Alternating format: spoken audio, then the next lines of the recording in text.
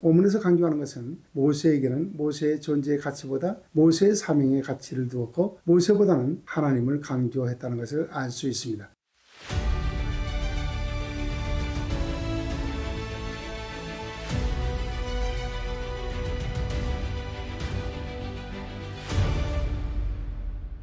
여러분 안녕하십니까? 출애굽기가 진숙해지기 네 번째 영상으로 출애굽기의 첫 번째 단락으로 1장 1절로 4장 31절의 언약에 대하여 신실하신 하나님에 관하여 말씀드리겠습니다.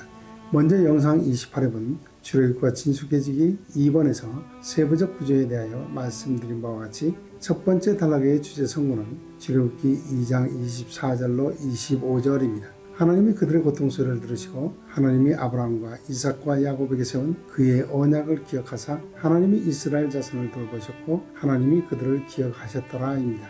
여기서 기억하셨다는 말씀은 잊어버렸다가 다시 생각났다는 의미가 아닙니다. 왜냐하면 하나님은 구원 역사에 대하여 처음부터 목적하셨고 계획하셨고 섭리하셨습니다. 그러므로 기억하셨다는 말씀은 하나님의 섭리가 계속해서 진행되고 있다는 의미에서 이해해야 합니다. 그러면 먼저 창세기 15장 16절을 보시겠습니다. 내 자손은 4대 만에 이 땅으로 돌아오리니 이는 아모리 족속의 제약이 아직 가득 차지 아니함이라고 하셨습니다. 이 말씀을 근거하면 출애굽기 2장 24절로 25절의 기억하셨다는 의미는 아모리 족속의 제약이 가득 찼으므로 이제 아모리 족속을 쫓아내고 아브라함과 이삭과 야곱에게 약속하신 그 땅을 이스라엘 백성들이 차지할 때가 되었다는 의미입니다. 이와 같이 아브라함과 이삭과 야곱에게 약속하신 그 언약을 이루시기 위하여 준비하신 하나님의 구원 역사에서 언약에 대하여 신실하신 하나님을 출애굽기 1장 1절로 4장 31절에서 보게 됩니다. 특별히 출애굽기 1장과 2장에서 이스라엘 백성들이 처한 위기의 정황을 보여주셨고 출애굽기 3장과 4장에서는 이스라엘을 구원하시기 위하여 하나님이 친히 역사에 개입하셔서 하나님의 목적을 이루어 가신 것을 볼 수 있습니다. 이와 같은 배경에서 출애굽기 1장 1절로 4장 31절은 언약에 신실하신 하나님입니다. 그러면 이번 영상에서는 이스라엘 백성들을 구원하시기 위하여 모세를 부르시는 소명 과정에 대하여 말씀드리겠습니다. 출애굽기 3장 1절로 5절입니다. 모세가 그의 장인 미디안 제사장 이드로의 양떼를 치더니 그 떼를 광야 서쪽으로 인도하여 하나님의 산 호렙에 이르매 여호와의 사자가 떨기나무 가운데로부터 나오는 불꽃 안에서 그에게 나타나시니라. 그가 보니 떨기나무에 불이 붙었으나 그 떨기나무가 사라지지 아니하는지라. 이에 모세가 이르되 내가 돌이켜 가서 이 큰 광경을 보리라. 떨기나무가 어찌하여 타지 아니하는고 하니 그때 여호와께서 그가 보려고 돌이켜 오는 것을 보신지라. 하나님이 떨기나무 가운데서 그를 불러 이르시되 모세야 모세야 하시매 그가 이르되 내가 여기 있나이다. 하나님이 이르시되 이리로 가까이 오지 말라. 내가 선 곳은 거룩한 땅이니 내 발에서 신을 벗으라고 하셨습니다. 여기서 내가 선 곳은 거룩한 땅이니 내 발에서 신을 벗으라고 말씀하셨는데 이와 같은 말씀은 여호수아서 5장 15절에서도 나옵니다. 여호와의 군대 대장이 여호수아에게 이르되 내 발에서 신을 벗으라. 내가 선 곳은 거룩하니라 하니 여호수아가 그대로 행하니라 입니다. 여호수아서 5장 15절에서는 여호와 하나님이 여호수아에게 나타나지 않으시고 여호와의 군대 대장이 나타났습니다. 다시 말해서 모세에게는 여호와 하나님이 나타나셨는데 여호수아에게는 여호와의 군대 대장이 나타난 것입니다.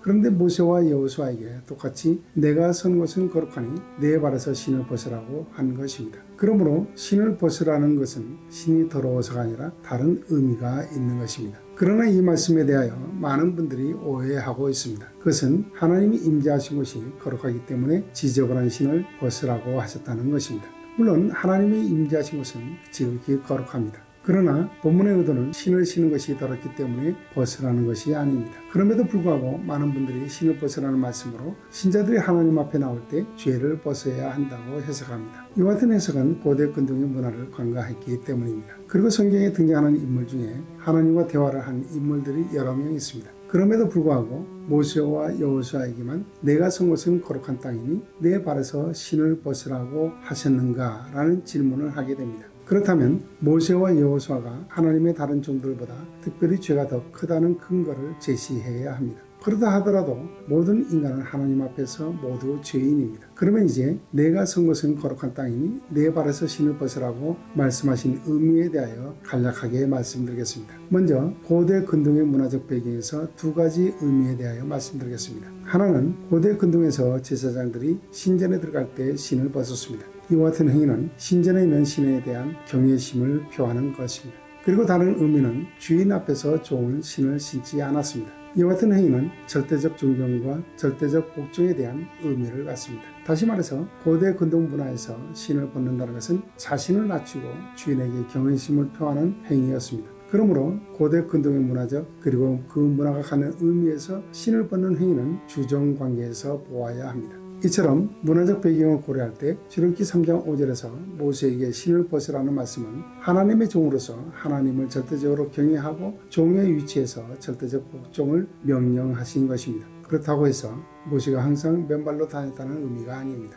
이와 같이 모세를 부르신 후에 출애굽기 3장 6절을 보시면 또 이르시되 나는 내 조상의 하나님이니 아브라함의 하나님, 이삭의 하나님, 야곱의 하나님이라. 모세가 하나님 배웠기를 두려워하여 얼굴을 가리매라고 하셔서 하나님은 아브라함과 이삭과 그리고 야곱과 세운 언약을 이루시기 위하여 출애굽기 3장 7절로 8절에서 여호와께서 이르시되 내가 애굽에 있는 내 백성의 고통을 분명히 보고 그들이 그들의 감독자로 말미암아 부르짖음을 듣고 그 근심을 알고 내가 내려가서 그들을 애굽인의 손에서 건져내고 그들을 그 땅에서 인도하여 아름답고 광대한 땅 젖과 꿀이 흐르는 땅 곧 가나안 족속, 헷 족속, 아모리 족속, 브리스 족속, 휘이 족속, 여부스 족속의 지방에 데려가려 하노라고 하나님의 목적을 말씀하셨습니다. 이와 같은 하나님의 목적을 간략하게 정리하면 내가 보고 듣고 알고 내려가서 건져내고 인도하여 데려가려 하노라입니다. 그러므로 출애굽기 3장 7절로 8절의 말씀은 하나님 나라의 완성을 위하여 하나님의 백성 즉 신앙 고백 공동체인 교회를 구원하시기 위한 구원 역사 전체의 아웃라인입니다.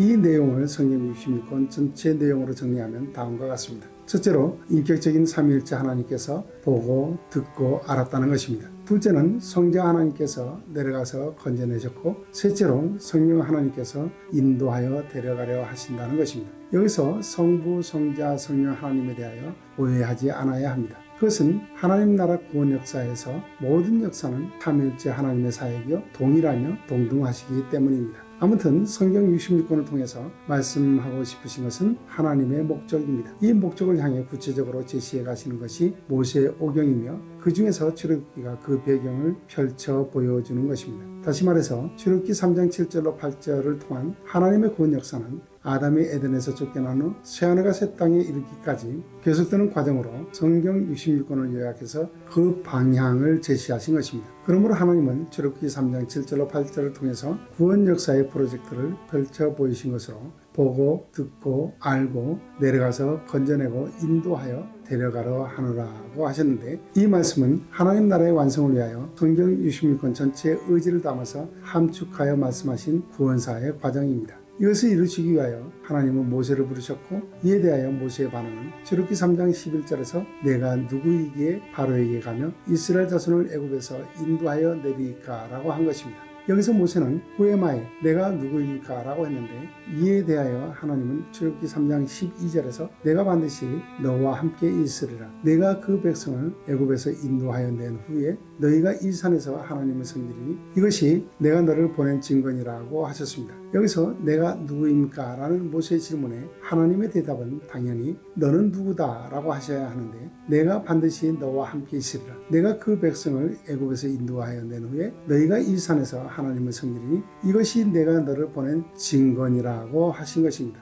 이렇게 말씀하신 이유는 모세의 존재성보다 모세의 사명에 가치를 두셨기 때문입니다. 그러므로 하나님은 친히 보내신 자, 즉 하나님 자신을 강조하신 것입니다. 그러면 출애굽기 3장 12절에 대한 원문을 읽고 번역을 해보겠습니다. 바이오메르 그리고 그가 말씀하셨다. 키 예의의 임마크 참으로 내가 너와 함께 있을 것이다. 베제레카 하우트 그리고 이것이 너에게 그 증표니 키 아노키 쉐라흐티카 참으로 내가 너를 보낸 것이다. 베오치아카 엣함 미미치라임 내가 이 백성을 애굽에서 이끌어내는 타압둔 엣하 엘로임 알 하할 하제 너희는 이 산에서 하나님께 예배할 것이다. 그러면 이제 출애굽기 3장 12절에 대한 번역을 비교해 보겠습니다. 먼저 개역개정입니다. 하나님이 이르시되 내가 반드시 너와 함께 있으리라. 내가 그 백성을 애굽에서 인도하여 낸 후에 너희가 이 산에서 하나님을 섬기리니 이것이 내가 너를 보낸 증거니라고 번역했습니다. 그러면 이제 저의 사역을 보시겠습니다.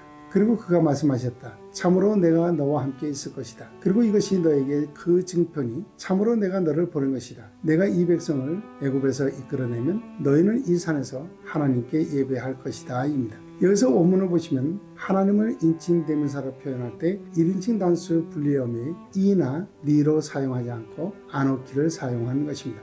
이것을 사소하게 볼 수 있지만 결코 간과할 수 없는 것은 원문이 아노키를 사용하여 하나님을 강조하고 있기 때문입니다. 그러므로 원문에서 강조하는 것은 모세에게는 모세의 존재의 가치보다 모세의 사명의 가치를 두었고 모세보다는 하나님을 강조했다는 것을 알 수 있습니다. 이처럼 구속 역사에서 당연히 강조되어야 할 분은 오직 우리 하나님이십니다. 오늘 영상은 여기까지입니다. 그러면 다음 영상에서 뵙겠습니다.